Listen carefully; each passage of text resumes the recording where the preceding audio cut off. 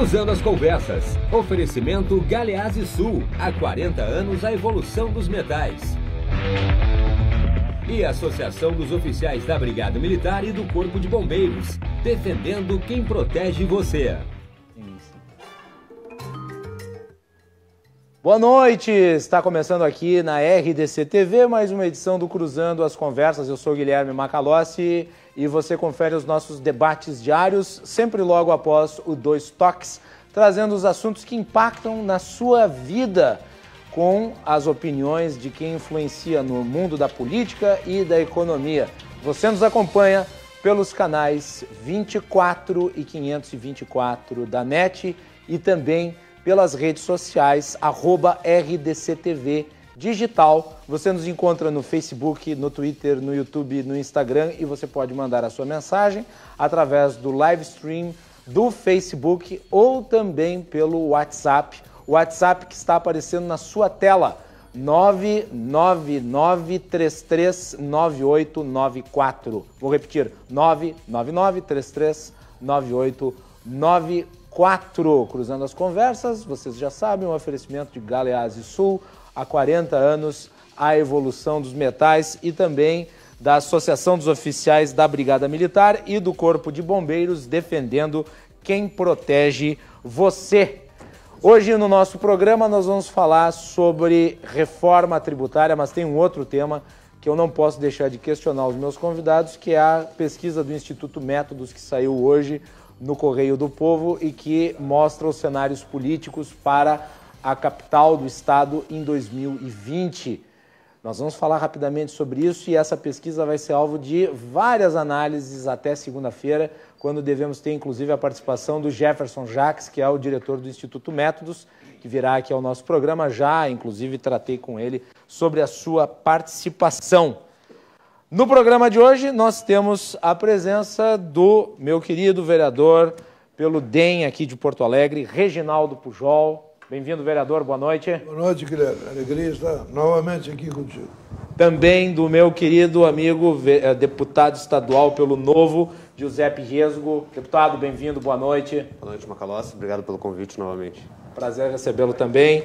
E o Paulo de Tarso Pinheiro Machado, economista pós-MBA em governança corporativa, foi presidente do grupo CEE e foi secretário de planejamento e gestão aqui de Porto Alegre. Paulo de Tarso. Boa noite, Macalossi. Satisfação em estar aqui mais uma vez nesse programa que enriquece e esclarece a sociedade gaúcha. Muito bem. A pesquisa que saiu, vou começar por isso, eu gostaria de abrir o programa tratando rapidamente desse assunto. Não tem como deixar de fora um assunto dessa importância, ainda que seja uma pesquisa que tenha sido feita com um ano de antecedência em relação ao cenário. Foram testadas várias simulações em relação à capital. Eu peguei a primeira simulação, que é a mais completa, e eu acho que a produção pode colocar no ar aí para nós analisarmos rapidamente aí. Ana, consegue colocar? Este é um cenário estimulado. A Manuela Dávila, do PCdoB, aparece com 17% das intenções de voto. Sebastião Melo, do MDB, com 11%. Nelson Marquesan Júnior, do PSDB, com 9%. A Luciana Genro, do PSOL, com 6%. Maria do Rosário, do PT, com 5%. Beto Albuquerque, do PSB, com 4%. A Juliana Brizola, do PDT, com 4%. Fábio Osterman, do Novo, 3%. Ani Ortiz, do Cidadania, com 3%. Thiago Duarte, do DEM, 3%. Maurício Jacoski, PTB, com 3%. Rui Iriagai, do PSL, com 2%. Gustavo Paim, do PP, com 1%. E o Carlos Gomes, do Republicanos, com 1%. Branco nulo, 12%. Não sabe, não opinou, 17%. Foram testados vários cenários. A margem de erro de 3,5% para mais ou para menos. Vereador Pujol, o senhor que tem aí uma trajetória longa na vida pública em Porto Alegre, como é que avalia esses números do Métodos? Com a tranquilidade de quem reconhece que qualquer pesquisa tem um valor, tem um significado que não pode ser desconsiderado. Como tu bem informaste, É uma pesquisa que se realiza há um ano antes da eleição. Coincidentemente, eu dizia para ti, um pouco antes, informalmente, antes de estarmos com as câmaras abertas, os candidatos que têm aparecido em pesquisa um ano antes da eleição como favorito não têm chegado à vitória aqui em Porto Alegre. Tá? Isso ocorreu com Fogaça, ocorreu com, especialmente agora na última eleição com o Marquesan, que é um ano antes da eleição, não sabia nem se seria candidato ou não. E acabou sendo candidato, foi caminhando, crescendo, passou para o segundo turno e acabou ganhando a eleição. E a Luciana Genro, que liderava com expressiva vantagem, se desidratou e acabou sumindo no processo. O mesmo ocorreu em outras eleições com a Manuela, que despontava bem na frente, como despontou agora, e foi decaindo até chegar não chegar no segundo turno. Então, o que me deixou, de certa forma, bem impressionado foi a coerência nos vários quadros em que foi apresentado. Nos 3 quadros, ou 4 quadros, 5 quadros, todos apresentaram a Manuela como sendo a líder, o Sebastião Melo como o segundo e o prefeito Marquesan como o terceiro. Tá? Então, a repetição desse fato, que à medida que foi decrescendo o número de nomes oferecidos para o entrevistado, mantém um certo distanciamento entre os candidatos e consolida esses 3 nomes como os principais no momento. Nomes beneficiados, referenciados nessa pesquisa. Tá? E me parece que a Manuela, sabidamente, é um nome que está super em evidência, até porque concorreu a vice-presidente da República há bem pouco, tá? E com toda a polêmica do segundo turno e isso mais. E o Marquesan e o Melo e o Marquesan, foram protagonistas do grande debate que se decidiu as eleições há 4 anos atrás, com o Marquesan vencendo o Melo no primeiro e no segundo turno. Então, acho que essa primeira impressão retrata com fidelidade os dias de hoje, que se repetirão ou não daqui a 365 dias. Eu arrisco dizer que não se repetirão, não por ter alguma antipatia por qualquer um dos nomes, mas porque seguramente ninguém resiste muito tempo nessa posição de liderança e, à medida que vão se aproximando, fatos novos vão influenciando e transformam o que era uma evidência pura de correção absoluta numa hipótese que não se realiza. Muito bem. Eu acho que dá para se dividir esses 3 nomes entre a candidata da esquerda, que tem eleitorado cativo em Porto Alegre, o nome da situação, e que é o prefeito, e o que teve o recall. Que foi o antagonista dele. Foi o antagonista dele. Eu acho que isso fica muito claro. Giuseppe, a tua impressão e a posição do Novo ali, que aparece o Fábio Osterman com 3%. Foi até um pouco inusitado o aparecimento do Fábio, porque o Fábio não é o nosso candidato a prefeito pelo Partido Novo, mas interessante... Mas é que o método dos testes dos nomes estão na boca do povo. Nós não sabemos quem vai ser, mas nós já sabemos quem não vai ser. E quem não vai ser, um deles é o Fábio. E não vai ser, então? Não vai ser. Já está garantindo aqui. Já está garantido. O próprio Fábio garante. Eu garanto que eu não vou ser candidato a prefeito lá em Santa Maria, então já está tudo resolvido. Mas o que me parece interessante, concordo com o vereador Pujol, normalmente esses nomes que despontam muito no início, eles acabam decaindo, mas o que me faz considerar isso algo interessante é que eu quero ver o que vai ser dessa tal frente ampla de esquerda.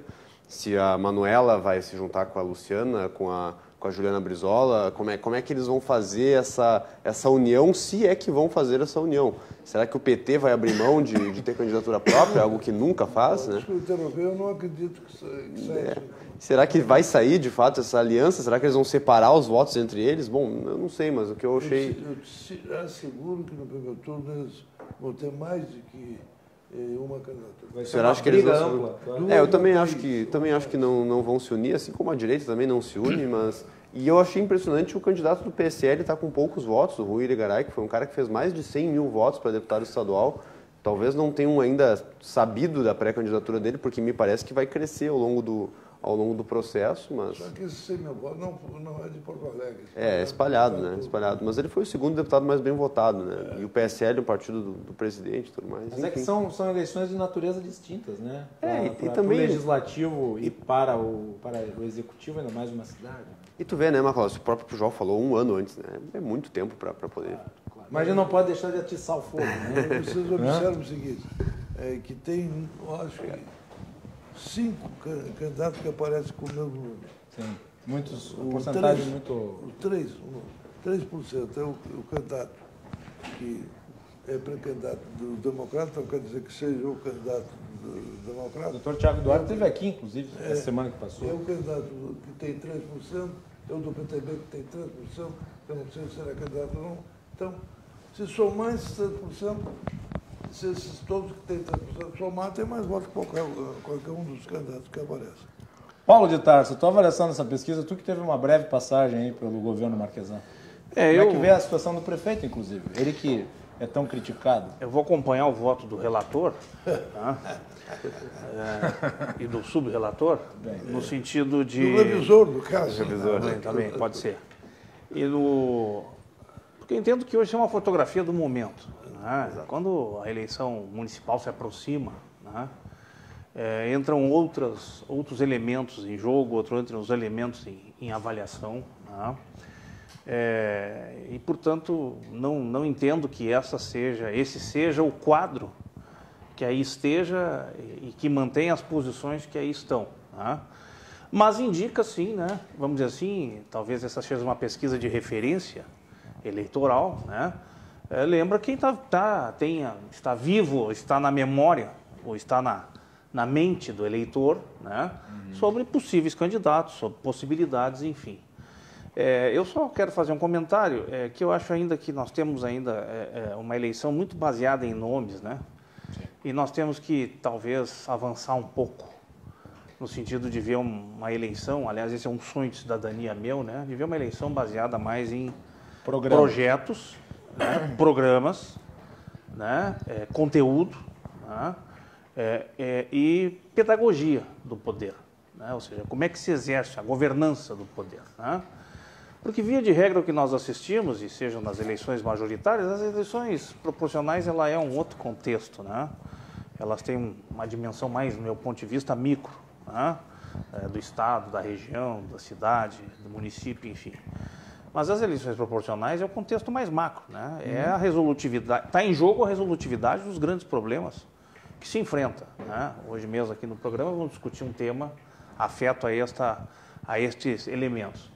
Então, eu acho que temos que, talvez, sonho, né, desejo, que a gente possa avançar em programas bem formulados, em estratégias bem definidas, né, e a forma de governança. Porque eu entendo que o candidato que se elege, ele passa a ter, a responsabilidade dele não é,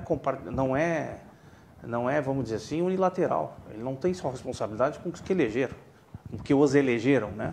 Sua responsabilidade é com todos, e principalmente com os que não o elegeram, né? Ou seja, o seu desafio é esse, né? E acho que nas modernas formas de governo, pelo menos é isso que eu tenho estudado ultimamente, vejo que o grande destaque é para o modelo de governança, né? Como é que se faz essa composição de interesses diversos e difusos, né? Com pautas mínimas, ou seja, quais são os nossos problemas e as nossas prioridades, né? Sem necessariamente, é claro que não pode se excluir da cena política, a visão de mundo, a questão ideológica, os predicados filosóficos, enfim, mas vejo que, especialmente aqui no Brasil e na América Latina, se preconiza muito o personalismo, né? É uma tradição da América Latina como um todo, caudilística, diria. E não se olha, vamos dizer assim, quais são as nossas pautas mínimas, né?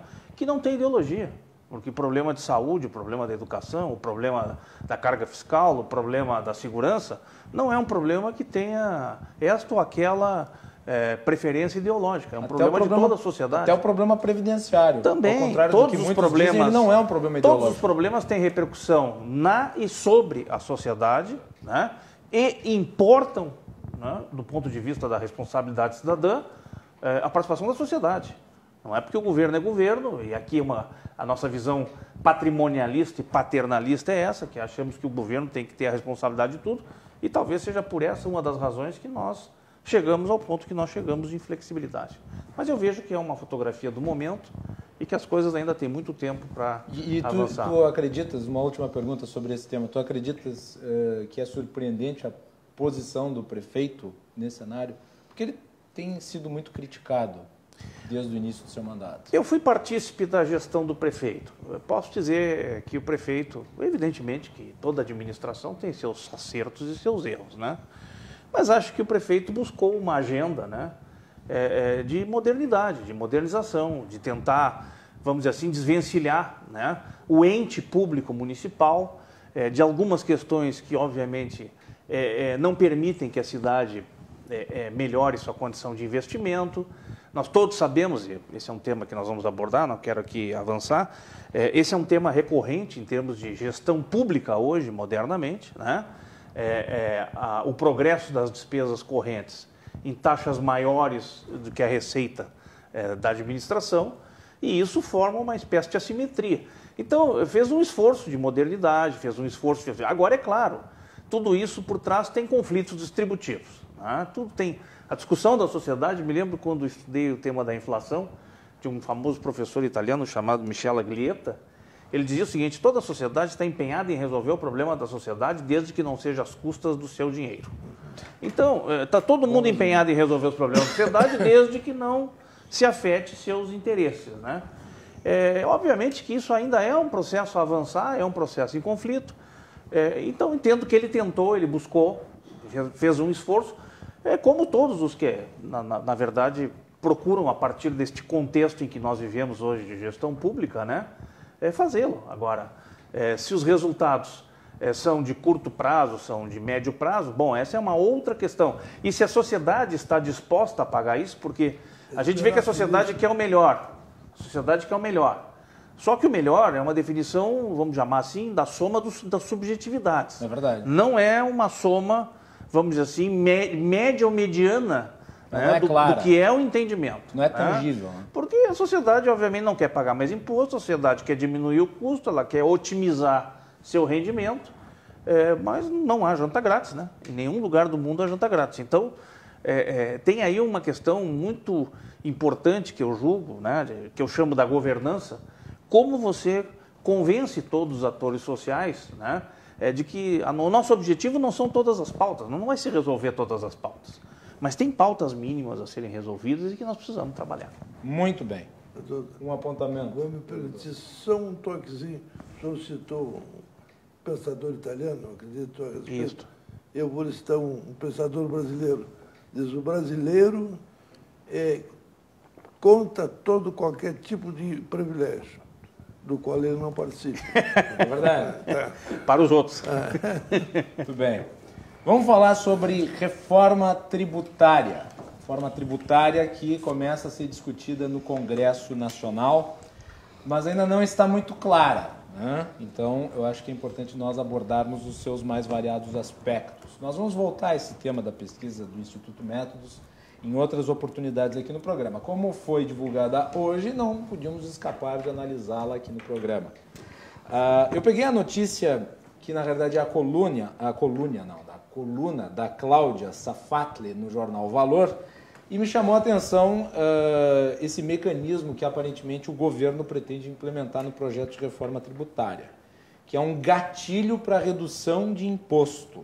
Diz ela na sua coluna que pela primeira vez o governo se dispõe a afirmar um compromisso de que a reforma tributária será neutra do ponto de vista da arrecadação. Para tanto, a área econômica avalia instituir, na proposta de emenda constitucional, um gatilho para a redução automática da alíquota do imposto que, porventura, estiver mal calibrado e resultar em uma relevante elevação de receita. Essa é uma garantia importante porque as alterações que costuma fazer, a Receita Federal sempre ganha um aumento de arrecadação.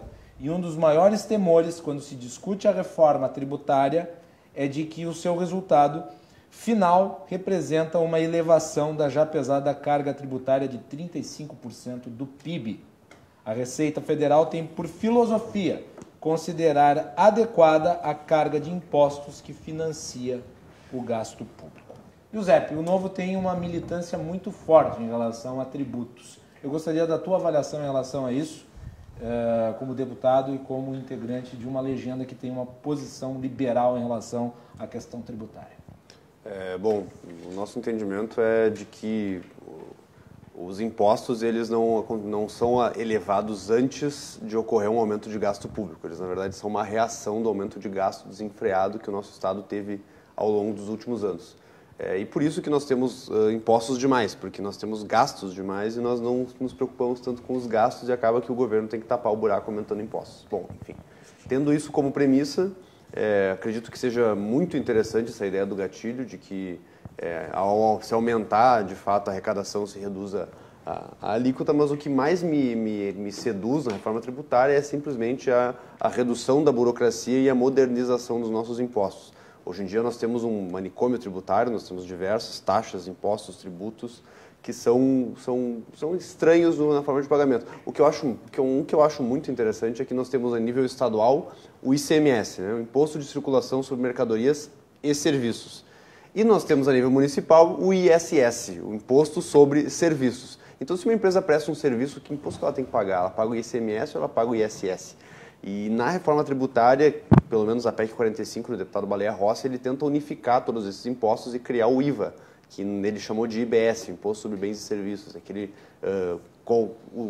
faria uma união entre o ICMS, o ISS, o PIS, o COFINS e o IPI, de forma a tentar tornar um pouco menos burocrático o pagamento. Eu acho que nós acreditamos que isso já é um avanço. Se nós fizermos uma reforma tributária que desburocratize e, no fim das contas, não aumente a alíquota nenhuma, já é um ótimo ganho, Se isso, ao longo do tempo, possibilitar uma redução de carga tributária, nós acreditamos que seria benéfico, mas uma redução de carga tributária não vem sem uma redução de gastos antes. O governo não vai reduzir carga tributária se não reduzir gastos antes. É isso. E tem a questão do conflito das esferas federadas, né? E ninguém quer perder, né? Mas é que eu vou diminuir o imposto de que área? A área que afeta o governo federal? A área os estados ou os municípios? Onde é que vai se colocar? Eu acredito que deveria se pensar, porque a reforma tributária ela vem com uma tentativa de fazer reforma federalista também no Brasil, porque o Brasil, em teoria, é um país federal, um país federalista que, na verdade, não é um país federalista. Uma fraude federalista. A nossa arrecadação, mais de 70% da arrecadação fica em Brasília e menos de 20% fica nos municípios. Acaba que é um federalismo ao contrário. Uma reforma tributária deveria tentar alterar isso e fazer com que a arrecadação se concentrasse mais no município. Porém, eu acho que não vai acontecer. Eu acredito que não vai ser nessa reforma tributária que isso vai acontecer. E, aliás, eu não considero essa reforma, essa PEC 45 do Baleia Rossi, eu não considero ela uma reforma tributária. Na minha visão, ela é uma compilação tributária e um ajuste tributário. Não é uma reforma profunda tributária. E o governo federal, o governo não vem com uma proposta própria. A única proposta que a gente viu do governo federal até agora foi a recriação da odiosa CPMF, que o ministro Paulo Guedes diz e fala que tem interesse em recriar, que na minha visão também é totalmente nefasto, gera efeitos colaterais péssimos para a economia, que a gente pode debater mais profundamente. Vai gerar a volta do cheque. E também uma desbancarização suprema, ninguém vai querer mais fazer transferência bancária, a não ser que seja extremamente necessário. Se puder criar uma conta entre empresas, eu crio uma conta aqui com cada um de nós e a gente vai fazendo ajuste em planilha de Excel, em contato interno, em software interno e não se transfere dinheiro nunca. Uma espécie de um BI. Isso é uma loucura. Mas enfim, eu acredito que reforma tributária é algo que não vai ser aprovado esse ano de forma nenhuma, nem ano que vem, e tem que vir uma reforma do governo. Se não vir proposta do governo, vai ficar entre a PEC do Baleia Rossi e a outra PEC do Senado, vão ficar se debatendo e não vai chegar em lugar nenhum. E é nisso que está, nesse redemoinho. Porque, vejam só, a reforma tributária, ela sempre foi considerada, digamos, mais popular do que uma reforma previdenciária. Por quê? Porque ela trata de simplificação, de diminuição de burocracia, até mesmo a discussão de diminuição de imposto, de carga tributária. Então, isso, todo mundo gostaria de poder explorar o tema. Mas a reforma da Previdência, apesar de ela ser mais polêmica, ela me parece ter um foco. E isso se demonstrou porque o governo apresentou um projeto. E daí se dividiu entre aqueles que eram a favor da reforma e aqueles que eram contra a reforma. Agora, no tangente à reforma tributária, você pode ter múltiplos posicionamentos. Você pode ser um liberal que defende determinadas propostas e se contrapor a um outro liberal que defende outras propostas, e você pode ser um social-democrata que se contrapõe a essas duas e tem uma terceira, ou até mesmo um socialista que é contra essas três e tem uma quarta. Quer dizer, é uma confusão. A reforma previdenciária era ou sim ou não. Agora, a reforma tributária já ninguém sabe direito o que se quer. Nem o governo parece querer. Paulo de Tarso. Pois olha, eu... Concorda que há essa confusão também? Certamente é o que eu disse. Uma sociedade com, vamos dizer assim, nós somos uma sociedade que, por incrível que pareça, temos uma vitalidade democrática, né? Com instituições funcionando, enfim, com a plenitude das instituições democráticas, né? Mas o que eu quero, antes de iniciar a minha consideração, é trabalhar um pouco conceitualmente, até para esclarecer pedagogicamente na nossa visão, o nosso telespectador, entendo que a reforma tributária ela é importante, né? Mas há uma reforma que a antecede. Qual? A reforma fiscal. Porque na reforma tributária se trata alguns critérios, por exemplo, do ponto de vista tributário, e mais do que isso, é de uma nova configuração jurídica tributária, tá? Que se busca eficiência, simplificação, a transparência, a fluidez dos negócios com melhoria das transações tributárias. Tá? A reforma fiscal ela é mais ampla e inclui a tributária porque se discute a própria reforma tributária, mas se discute fundamentalmente a sua referência, que é o gasto público e o modelo de como o Estado será financiado.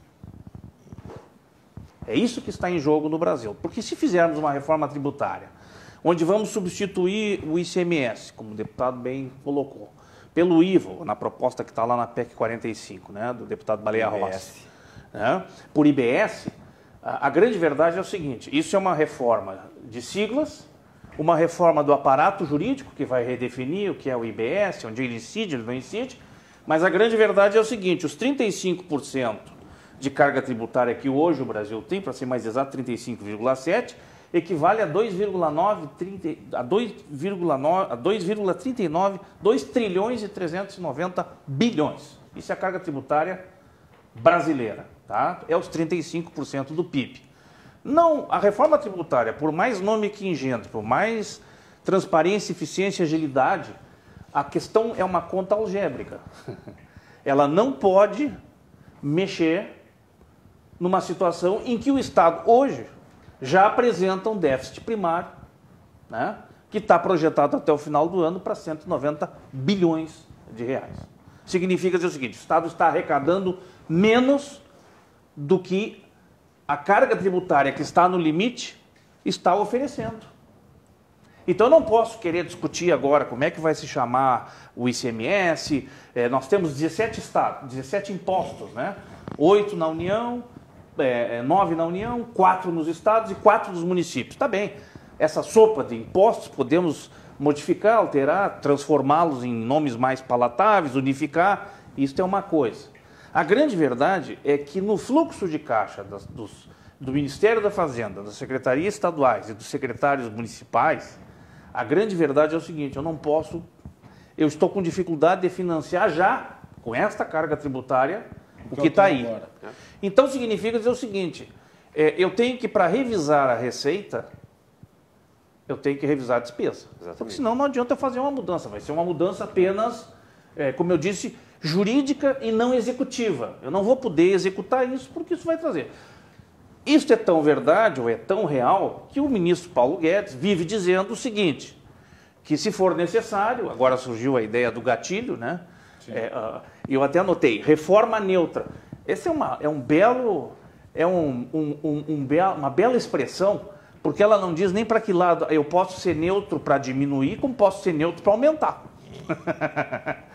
Então é neutro, eu não vou se houver necessidade de aumentar, aumentamos. Agora, não é o governo que vai dizer, não, temos que aumentar a reforma. Tem que aumentar a reforma, pois tem um déficit primário.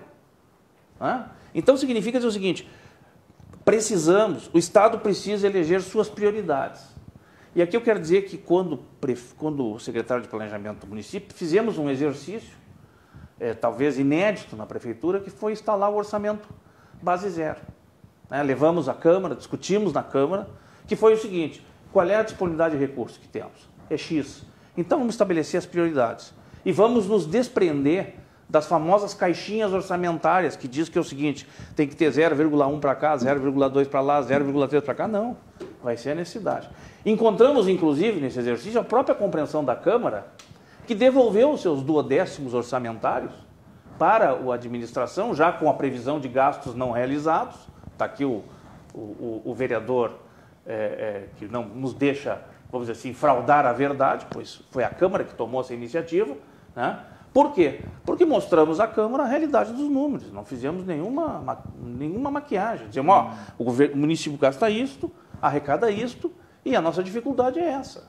Então, eu quero dizer o seguinte, precisamos esclarecer a questão da reforma tributária, mas não haverá reforma tributária que não seja, vamos dizer assim, baseada na eficiência, na simplificação e na transparência, sem que disputa a reforma fiscal, que nos traz o quê? A discussão de quanto o Estado tem que gastar e precisa gastar. E mais do que isso. E mais. Como todos sabemos que nas 3 dimensões da esfera pública, né, na questão da velha discussão do federalismo brasileiro, nós temos uma questão séria que é a seguinte, quem arrecada mais? Onde é que é o maior quinhão? Vai para a União. O segundo quinhão vai para os estados. O terceiro quinhão vai para os municípios. Aí nós temos que definir uma outra discussão de prioridade. Aonde é que o cidadão vive? É no município? Aonde é que estão suas necessidades materiais mais intensas? Então, essa matriz talvez tenha que não se inverter de uma hora para outra, mas começar a trabalhar, sim, de forma transitória, de modo que ela vá assumindo maiores responsabilidades na esfera municipal, em detrimento da estadual, em detrimento da federal. Deixar o governo federal com aquelas funções, né, de justiça, de segurança, da defesa do território, né, de algumas questões complementares ou supletivas de ordem social, né, mas tirar, por exemplo, hoje, só para ter uma ideia, hoje o Congresso Nacional gasta 11 bilhões por ano. E o Judiciário no Brasil, isso somado todo, né, gasta 91 bilhões. Quer dizer, será que nós precisamos, será que esses valores estão adequados? Congresso Nacional só a nível de Brasília, tá? Uhum. E agora compara isso com o gasto com Previdência. Pois é, então assim... Isso aí é nada perto da Previdência. É nada. Eu não estou aqui fazendo um repto, né, um lançamento e um desafio, ou de quem sabe uma provocação de que gastamos muito no Congresso. Não, acho que a democracia custa dinheiro. Só acho o seguinte, será que precisamos ter os 500 e tantos deputados que nós temos? Será que precisamos ter 81 senadores? Será que as assembleias estaduais precisam ter esse número de representantes que tem? Segundo, será que não pode haver uma transição para o modelo de determinadas legislaturas, onde eu não vou dizer que seja trabalho voluntário para chegar no nível de uma Noruega, de uma Alemanha, ou de qualquer outro dos países lá nórdicos, né, onde os vereadores, os edis são voluntários, tá? Os deputados também. Ganham apenas uma ajuda de custo. Tá? Não vou chegar nesse nível porque é uma transição muito brusca. Mas será que nós não temos como ir reduzindo gasto a gasto? Esse é um gatilho. E eu não estou aqui querendo, pelo amor de Deus, entrar na seara dos meus nobres vereadores e deputados. Eu concordo. Só acho que temos que fazer, a reforma fiscal é esta. Ela revisa os gastos, ela começa a entrar profundamente nos gastos. Agora, no Brasil, sabemos que o Congresso Nacional, né, naturalmente, a representação todos esses interesses difusos de corporações, sejam elas de profissionais, sejam elas empresariais, e que, obviamente, isso é muito difícil você fazer uma conciliação. O professor Paulo de Tarso falou que é necessário saber dividir os quinhões. Né? É verdade. Agora, para os municípios não dá nem para chamar de quinhão, né? Melhor chamar logo de esmola, de caraminguá. Concordas? Olha, eu acho que a visão acadêmica do nosso professor, de quem é estudioso da matéria, se merecesse algum reparo, seria de que a denominação dos efeitos e dos produtos que está sendo discutido. Eu não sei se é a reforma fiscal, o que precisa ser feito antes, mas tenho certeza que a reforma tributária não é que tem que ser a primeira a ser feita. Eu acho que, na minha visão, não sei se a denominação é essa, mas eu acho que a primeira tem que ser a revisão desse pacto federativo.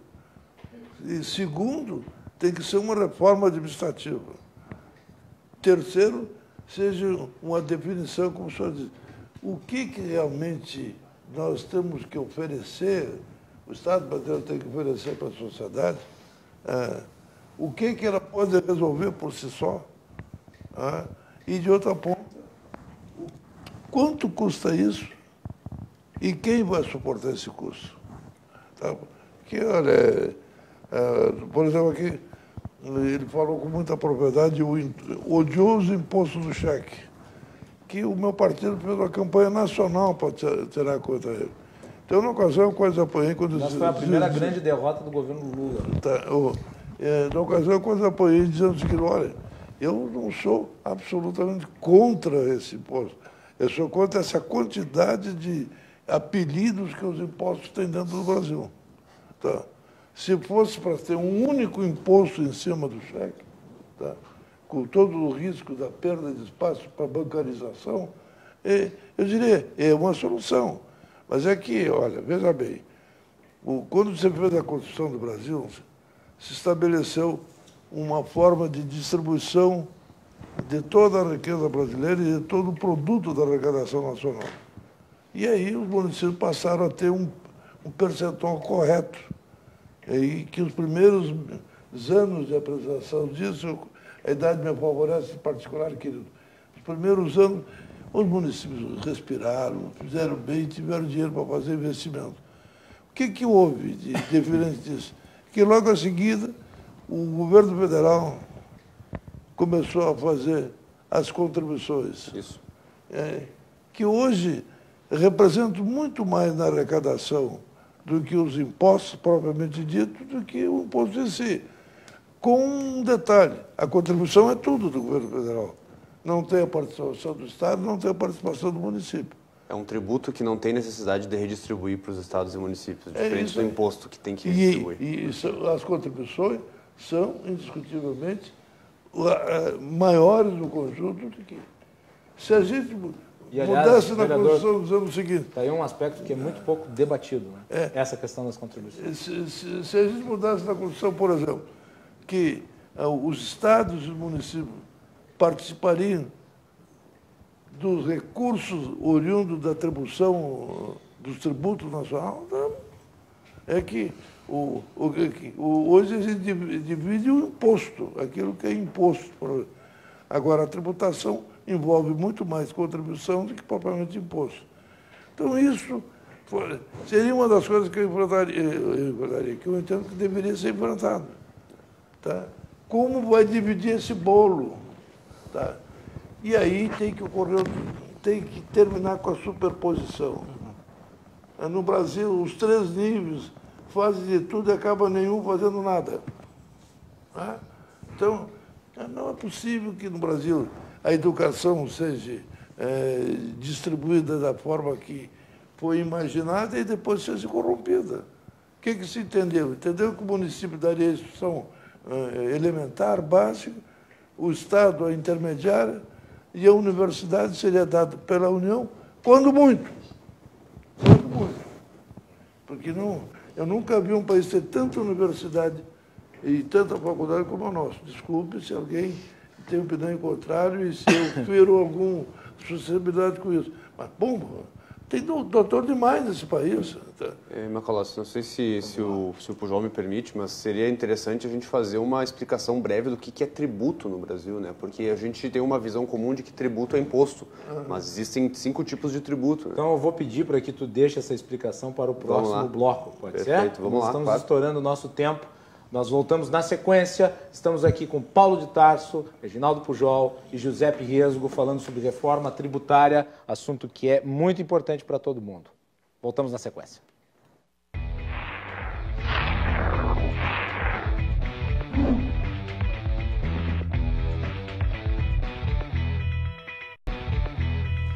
De volta na RDC TV com Cruzando as Conversas. Você nos acompanha pelos canais 24 e 524 da NET.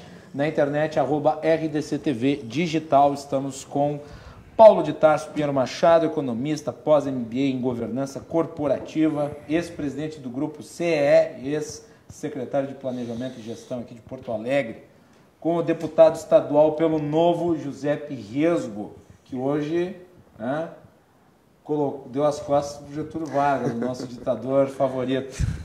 E também o vereador Reginaldo Pujol, aqui do DEM de Porto Alegre. Depois eu vou pedir para o Giuseppe contar um pouquinho mais sobre essa história aí envolvendo Getúlio Vargas. O Cruzando as Conversas é um oferecimento de Galeazzi Sul, há 40 anos, a evolução dos metais. E também da Associação dos Oficiais da Brigada Militar e do Corpo de Bombeiros, defendendo quem protege você. Muito bem. Vamos falar sobre aquilo que o Giuseppe tinha pedido. Isso. É um esclarecimento para o público. É que o Pujol tinha comentado que o governo federal ele cobra as contribuições e evita de cobrar os impostos, e acaba que isso fica um pouco confuso às vezes para a pessoa que não tem muita noção de como que funciona a tributação, né? Nós aprendemos no dia a dia que tributo é a mesma coisa que imposto e que imposto é a mesma coisa que tributo, mas na verdade não é. O imposto é um tipo de tributo e não o tributo é um tipo de imposto. Existem 5 tributos no Brasil. Existem os impostos, as taxas, as contribuições sociais, contribuições de melhoria e empréstimos compulsórios. Esses são 5 tipos de tributo. Esses aqui eu não vou comentar, mas a questão de impostos, taxas e contribuições contribuições sociais, que é o que a gente está comentando agora, é o seguinte: os impostos, quando são cobrados por um ente federativo acima dos outros, ele tem que ser redistribuído para aqueles que estão abaixo. Por exemplo, ICMS. Se nós pagamos ICMS aqui em Porto Alegre, o governo do estado arrecada, mas um pouco é repassado para Porto Alegre. IPVA, arrecadado aqui em Porto Alegre, o governo do estado arrecada e repassa um pouco para cá. Imposto de renda é arrecadado no governo federal, ele é repassado um pouco para os estados e repassado um pouco para os municípios. Isso acontece com impostos. Com taxas é quando é uma atividade específica, taxa de coleta de esgoto, taxa de coleta de lixo, taxa de iluminação, são pagos para atividades em específico. Eu estou pagando a taxa para aquilo. E a gente se confunde às vezes, né? Acha que, por exemplo, o IPVA é utilizado para tapar buraco em estrada, para melhorar a estrada. Não é. IPVA é imposto. O imposto ele não necessariamente é gasto em alguma coisa em específico. E existe um imposto... Ele cai no buraco. E daí ele cai ele vai para qualquer bolo, gasto. exato. E existe um tributo diferenciado, que é a contribuição social, por exemplo, PIS, COFINS, etc., que isso é arrecadado pelo governo federal, e ele não necessariamente tem que ser redistribuído para os outros entes federativos. E foi por isso que o Pujol comentou que o governo federal, quando ele vai dar algum incentivo para alguma área, ele não reduz a contribuição social, ele reduz o imposto. E eu posso citar aqui um caso, que eu acho que vale a pena ser mencionado, porque foi um fracasso esponjoso. Ele retira daqui, coisa que o sócio teria participação. Exato. Não o que só ele arrecada, ele não reduz. Foi o caso da época das desonerações da Dilma Rousseff, principalmente na área dos carros, do setor automobilístico, o IPI. O IPI é um imposto que financia a participação dos municípios, o fundo de participação dos municípios. O que aconteceu? Ela brincou com receita alheia, fez cortes no IPI para estimular um setor da economia, ou seja, eleger um campeão nacional, não deu resultado, o país não cresceu, e o resultado prático nas contas e os orçamentos municipais foi a não realização dos orçamentos, e as prefeituras, já numa situação complicada, tiveram que ainda pedir mais recursos e tiveram dificuldades de fechar as contas. Até tiveram que entrar em entendimento com os tribunais de conta para que os prefeitos não fossem responsabilizados. Então, esse tipo de brincadeira fiscal que o governo federal costuma fazer e fez muito no passado. E só para encerrar, né? Então, esse nosso debate é um debate sobre reforma tributária. Então, é sobre tudo isso conjuntamente, não é sobre reforma só de impostos. Tudo bem. Paulo. A questão importante é o seguinte: quando se coloca aqui a questão da reforma fiscal, ela é mais importante porque ela estabelece uma espécie, vamos dizer assim, de passo a passo nesse processo das reformas necessárias, né? Eu, durante um tempo, quando demandado, enfim, palestras e outros eventos, sempre falado sobre a reforma da Previdência, eu sempre coloquei o seguinte: a reforma da Previdência é uma necessidade, precisa ser feita, até para preservar o interesse dos que virão pela frente. Não?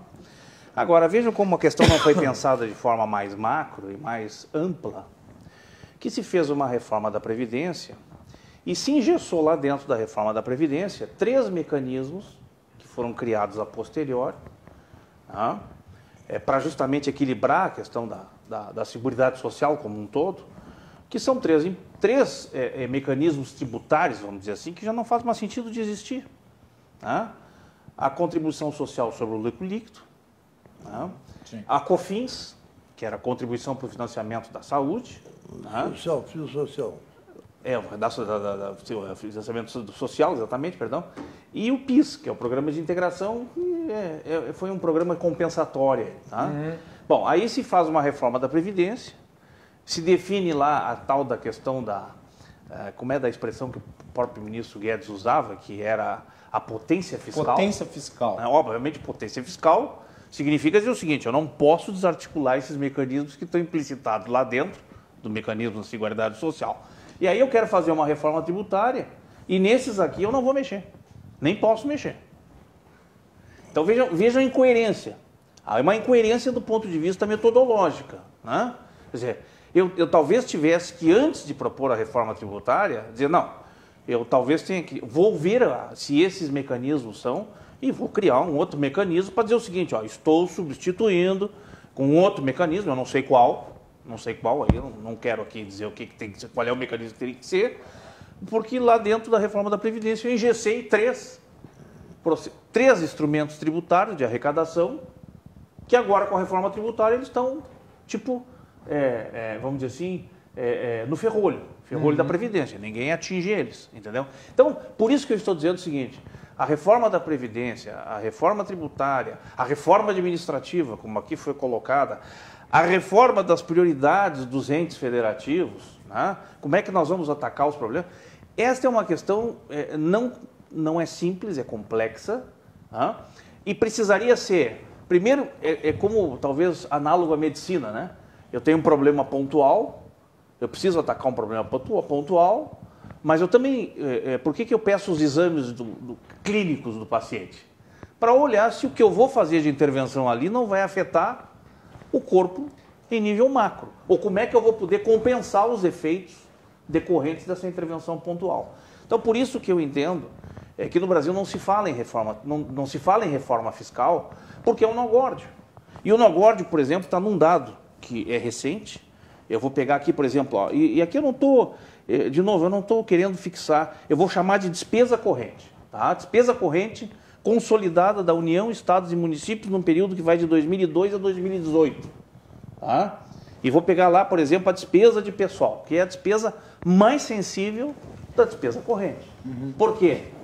Porque em todos os entes federados há mecanismos legislativos, leis, tá? Que estabelecem, vamos dizer assim, mecanismos de crescimento da despesa vegetativa, são automáticos, independente da vontade do governante, do desejo, da sua visão, da sua ideologia, eles crescem. Aqui só um apontamento, aqui no Estado, o governo tem feito esforço para tentar congelar a questão do crescimento vegetativo da folha. Não combinaram com os russos. Do orçamento. Ou O reordenar. deputado Matheus, reordenar. O deputado Matheus Vesp, que eu já convidei, vai vir aqui terça-feira que vem, que é o relator do orçamento, está aí numa briga com o judiciário, porque eles querem que cresça o custo. Cresça. Como se pudesse, como se os rendimentos das pessoas crescessem na mesma ordem para poder pagar essa despesa. Eu vou dar dois dados aqui rápidos, só para terminar a minha intervenção, que é o seguinte. De 2002 a 2018, os gastos com este item da despesa corrente, que é pessoal, que são os mais sensíveis. Por quê? Por que são sensíveis? Não é por questão dos funcionários públicos, sou contra. Eu já fui funcionário público, não sou mais. Não se trata de nenhuma questão ideológica, ou de prevenção, ou de preconceito, nada disso. Tá? E nem escolher nem alguém para ser o culpado da história. Não é isso.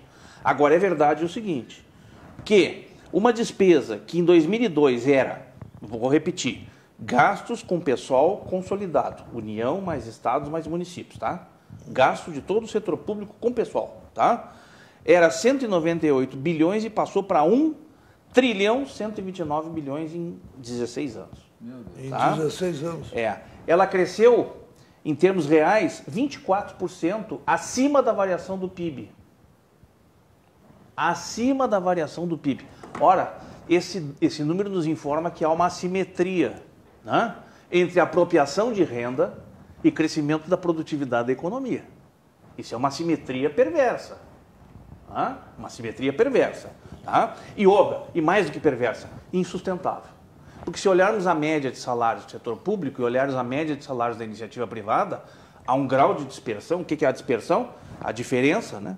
A diferença, ou a distância de um para o outro, absolutamente estrondosa. Não é difícil entender porque hoje temos uma massa de 13 milhões de desempregados, né, com dificuldade de reposição no mercado, porque a economia não consegue reagir a uma pressão de gasto do ponto de vista tributário, porque isso mexe na competitividade, né? E quando estamos, esse é um outro tema, quando estamos envolvidos num prenúncio de recessão financeira, de recessão econômica internacional, esse quadro se agrava mais. Então, esse é um caso. E só para finalizar, a carga tributária em 2002 era 32%, a carga tributária em 2018, 2019, era 35%. Esse aumento na respeito da despesa de pessoal saltou de 41% em 2002 para 51% da carga tributária. Então você veja o seguinte, o crescimento da despesa pessoal correu mais que o próprio avanço da carga tributária. O que é gravíssimo. Bom, mas isso aqui... João, depois do intervalo. Desculpe a sopa de números, mas eu acho que a gente explica melhor com números. Bom, né? é bom. Fico para depois... Não, tu pode falar agora e depois do intervalo. Não, aqui a grande verdade que foi colocada aqui de forma muito clara é a dificuldade que se tem em saber o que é efetivamente uma prioridade nacional e o que é a possibilidade de se satisfazer essa prioridade. Porque, veja bem, a nossa Constituição, nesse particular, pode não gostar do Sarney, mas o Sarney preconizou isso, quando disse que o país ia ficar ingovernável com essa Constituição. Com a quantidade de benefícios que ela concede, sem que tenha a contrapartida da formação de uma nova receita. Se nós tivéssemos um país que tivesse em crescimento e tal, provavelmente que isso pudesse absorver. Mas não é assim. O mundo não está nesse crescimento total, porque... É que os números que o Paulo traz, eles são assustadores pelo seguinte sentido, quer dizer, o aumento da arrecadação está servindo para aumentar o custo. Vai gerar a necessidade de mais arrecadação. Não, mas é que o governo do Estado está enfrentando esse problema agora, e ele já havia se referido aqui, um pouco antes. É que tem reajustes automáticos que independem de novas leis que o concedam, porque as leis existiram anteriormente, estabelecendo que de tantos anos tem que ter um aumento, etc. E tal. Posso dar um exemplo concreto? Aqui em Porto Alegre, só um pouquinho, aqui em Porto Alegre nós conseguimos ao menos amenizar isso, alterando, fazendo com que os tempos de aquisição desse benefício aumente e os valores acrescidos do benefício reduzam. Quer dizer, é uma ginástica que está custando um desgaste enorme, politicamente falando.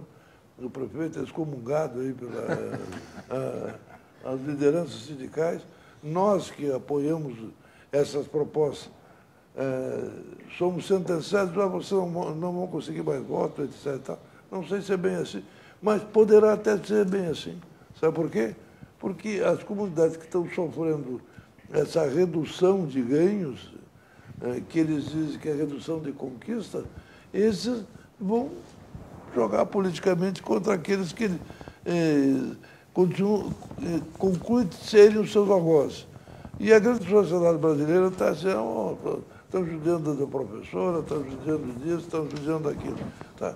O maior problema brasileiro consiste em que a nossa atividade econômica não cresce como precisava crescer e a nossa despesa cresce muito mais do que devia. Então, o desacerto, o descompasso entre essas duas situações gera toda a crise brasileira que hoje nós conhecemos. É simplista a análise, mas é a síntese de um quadro que efetivamente existe nesse país. Uma despesa que cresce geometricamente e uma receita, uma receita que não se reproduz com a mesma intensidade. Pelo contrário, às vezes até decai em função de determinadas crises setoriais que têm ocorrido de tempos em tempos, inclusive no presente momento. Giuseppe, qual que era o exemplo que tu queria dar? É que, por exemplo, para servidores do governo do Estado, servidores do Executivo, do Legislativo, do Judiciário, a cada 3 anos tem um acréscimo de 3% no salário, que é o triênio. E a cada 15 anos tem um acréscimo de 15%, e a cada 20, mais 15%, e em 25 anos mais 25%. Então, tu imagina uma empresa que todo ano tem aumento automático de salário para servidores, funcionários que não aumentaram necessariamente sua produtividade. É isso que acontece hoje no Estado. Sabe que eu tenho essa palavra quinquenal, para mim ela lembra ditadura, não sei porquê. China. Tem um nome, é coisa... Planos quinquenais. Regimes ditatoriais. Isso é o plano quinquenal da União Soviética. Da China também. Plano de... O Hermann Göring, que era o segundo em comando na Alemanha nazista, foi ele que coordenou o plano. Era muito interessante o resultado que trazia, né? Tinha planos quinquenais que queriam produzir aço, por exemplo. Então eles pegavam e paravam de produzir qualquer outra coisa e começavam a produzir aço, ou derretiam as coisas já prontas para fazer aço. Era uma loucura aquilo. No Brasil tivemos o plano trienal, o plano de metas e... Não. Isso é uma loucura. Dirigismo. A não ser a Dilma que ela prometia não cumprir as metas. Vamos na sequência e já voltamos aqui com o Cruzando as Conversas.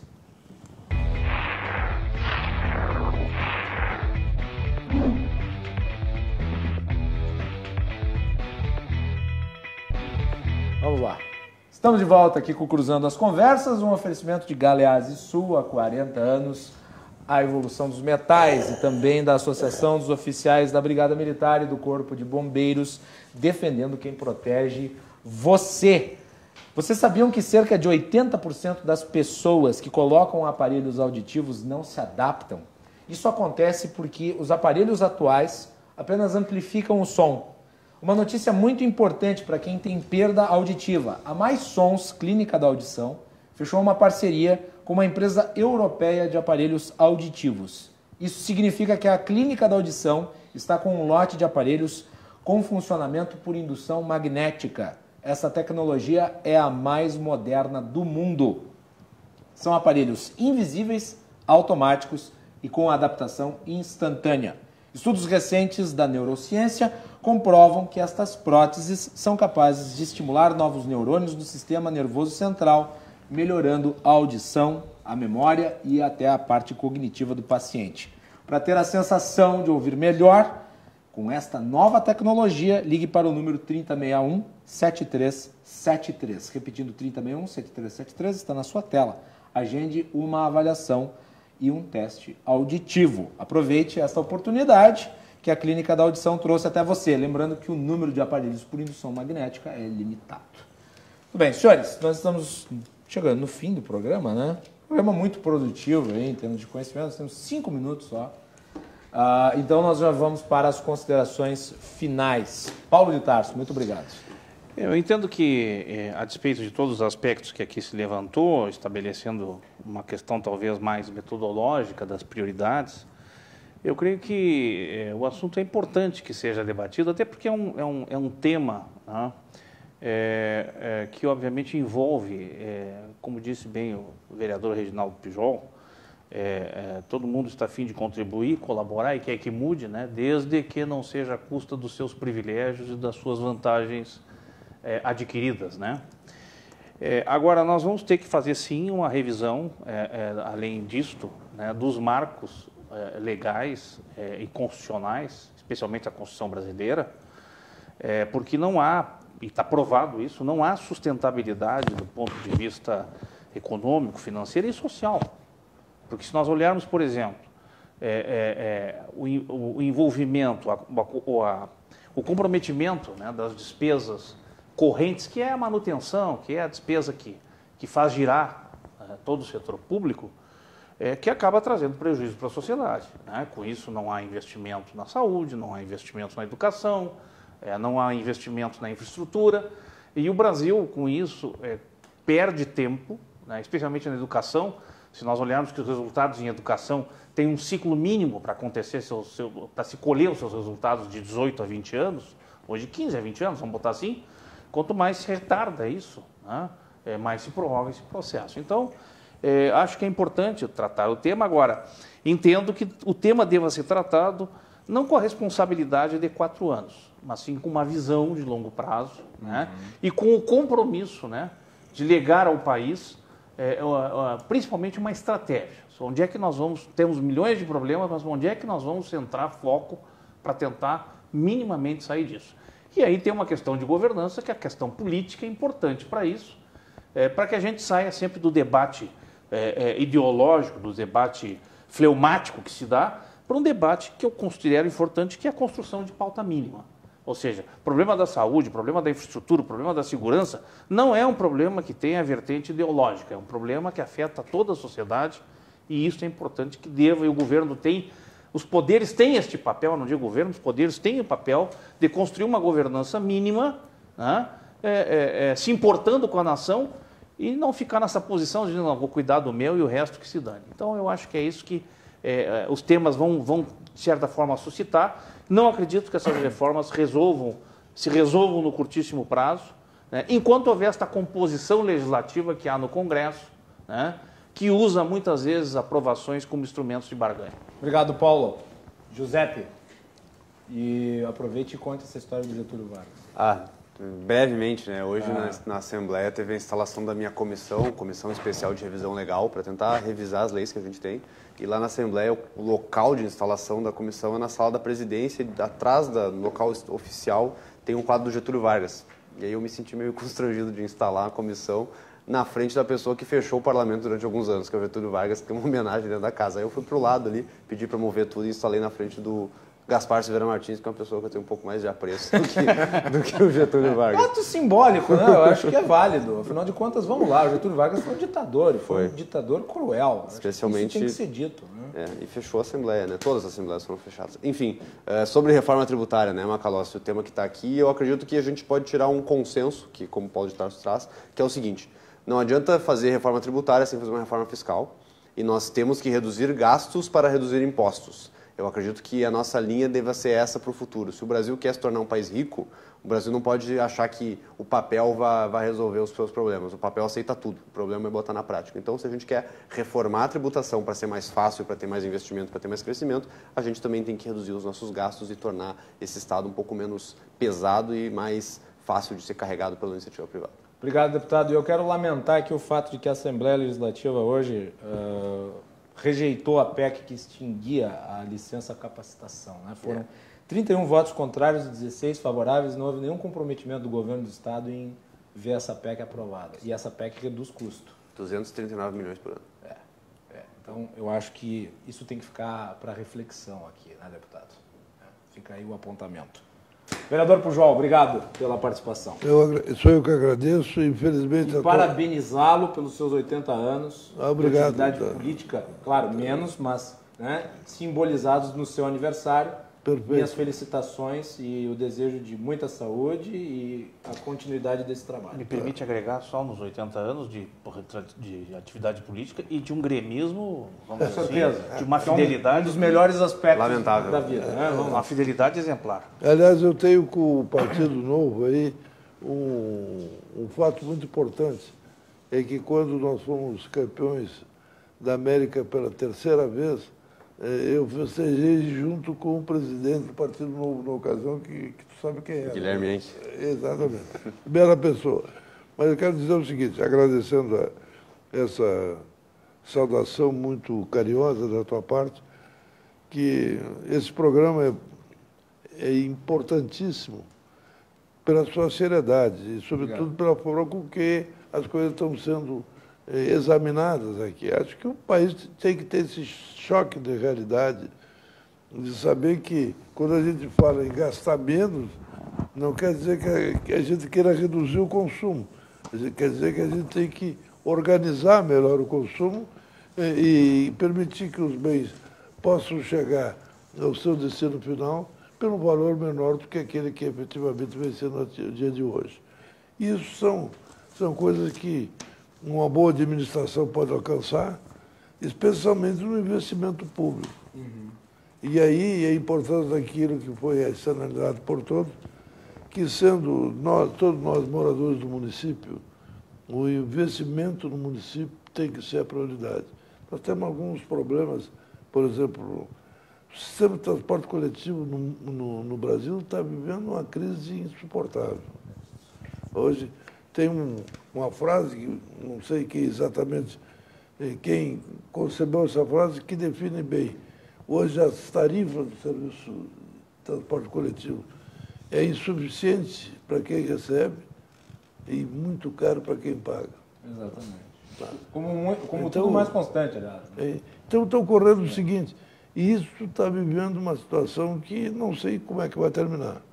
Eu estou sendo chamado em Brasília para um grupo que tem uma frente parlamentar que está encarando esse assunto, e são algo que nós temos que resolver, até porque, correto ou não, no mundo inteiro há um subsídio por parte do governo para o transporte coletivo, porque isso desenora ele de outros tipos de preocupações.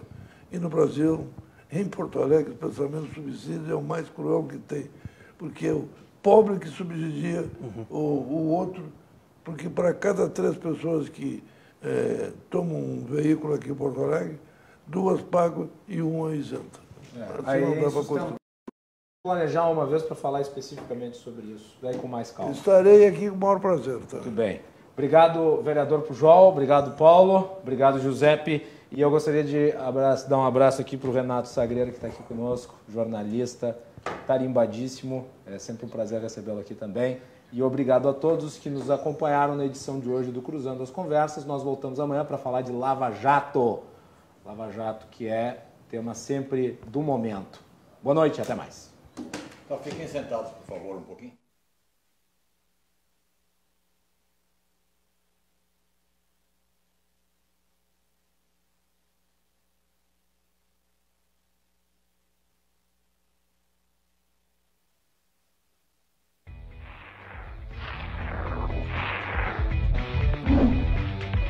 Cruzando as Conversas. Oferecimento Galeazzi Sul. Há 40 anos a evolução dos metais. E a Associação dos Oficiais da Brigada Militar e do Corpo de Bombeiros. Defendendo quem protege você.